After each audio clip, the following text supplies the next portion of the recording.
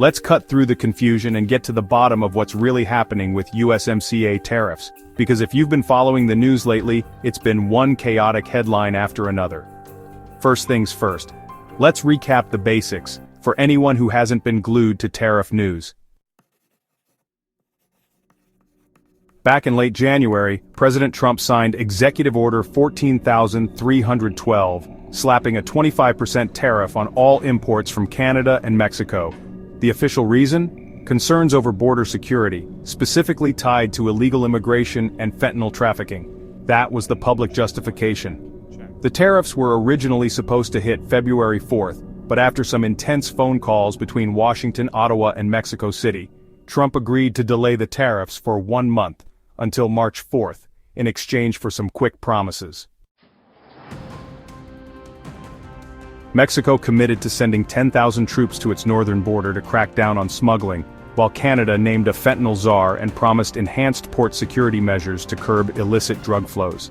So on March 4th, the tariffs officially went live, slapping a 25% duty on hundreds of products flowing from Canada and Mexico into the United States.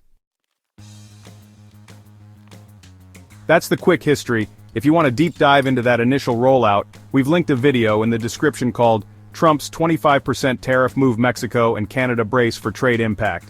Definitely check that out for the full backstory, but here's where things went off the rails.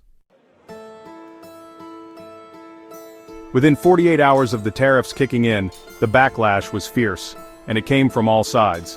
Stock markets took a hit, as industries reliant on North American supply chains warned about massive price hikes.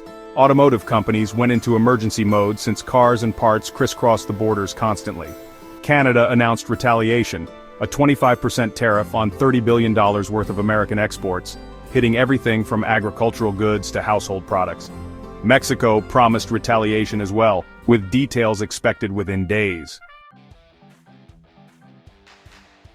Faced with this storm, Trump made a surprise announcement on March 6th, just 2 days after the tariffs went live. The new twist? A temporary, 30-day pause. But only for products that meet USMCA's strict rules of origin. Now let's break down what that actually means, because this is where the confusion exploded. USMCA, the trade deal that replaced NAFTA, has very specific rules about where materials come from and how much local content a product needs to qualify for tariff-free treatment. For example, in the auto sector, a car must have at least 75% of its content sourced from the US, Canada, or Mexico to qualify under USMCA rules.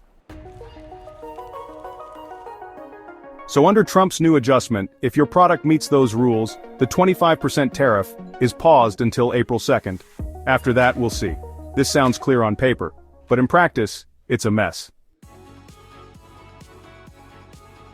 First, not all products meet USMCA rules of origin. If your supply chain leans heavily on parts from Asia, Europe, or elsewhere, you're out of luck. You're still paying that 25% tariff, even during the pause. Second, different industries rely on different supply chain models, meaning the pause helps some, but leaves others exposed. Here's a quick snapshot. Automotive. This sector gets the most attention, since North American car production is deeply integrated. For many vehicles, 75% local content is achievable, so this pause offers temporary relief. But auto executives say even 30 days isn't enough certainty to plan production confidently. Agriculture. This is murkier.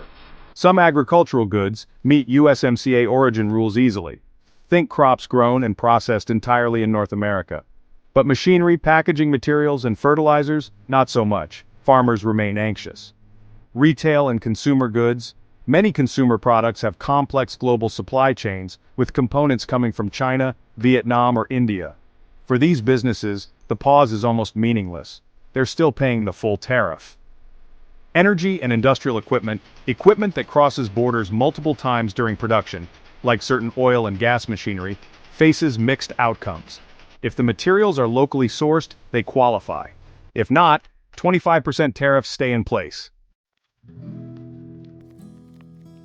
This selective pause led to wildly different headlines. Some media outlets called it a total tariff pause, which is wrong. Others reported it as an exemption for qualifying goods. Closer, but still oversimplified. In reality, it's a narrow carve-out, designed to buy time and apply pressure during ongoing negotiations with Canada and Mexico.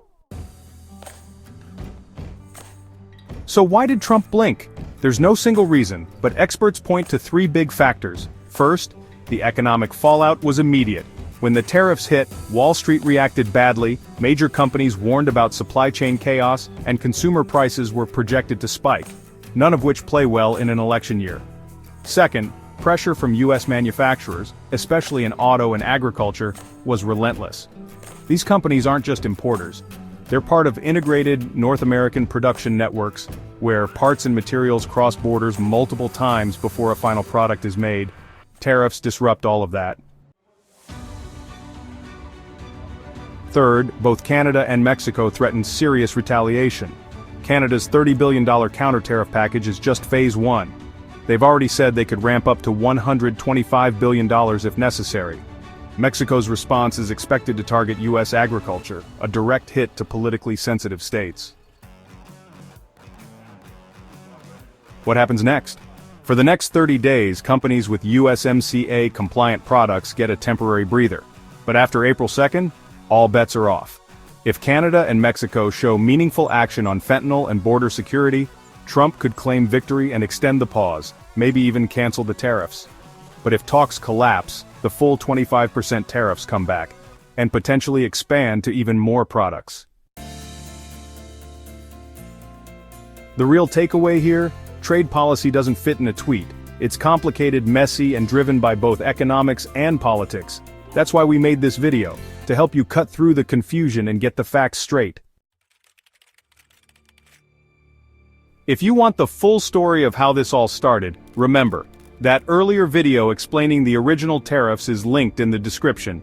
If you found this breakdown useful, please like this video, subscribe to the channel, and we'd love to hear from you in the comments.